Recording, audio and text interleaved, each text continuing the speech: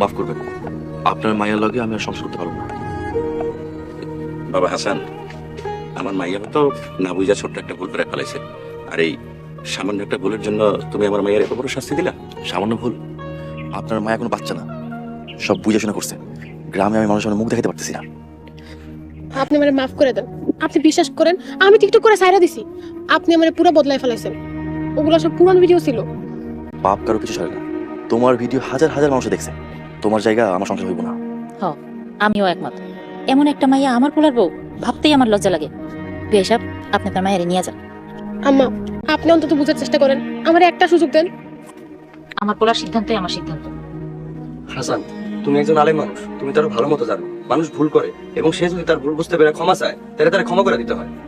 হাসান ভাই আমার, দেখো আমার বোন তোমার জন্য নিজের বদলাই ফেলাইছে।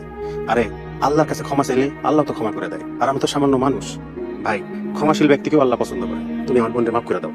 আমার মাফ করবেন, আয়েশা আমার সম্মান নষ্ট করছে, আর আমি চাই না ও আমার বাড়িতে আমার পরিচয় থাকুক। বাবা হাসান, তাহলে এইটাই কি তোমার শেষ কথা? জি, এইটাই আমার শেষ কথা। আপনার আইতে পারেন। আপনি আমার লগে এমন করেন না। আপনি বিশ্বাস করেন আমি আর কোনোদিন টিকটক করবো না। আমি আপনার লগে সারা জীবন সংসার করতে চাই। আপনি আমারে ফিরিয়ে দিন না, আপনি আমারে ফিরিয়ে দিন না।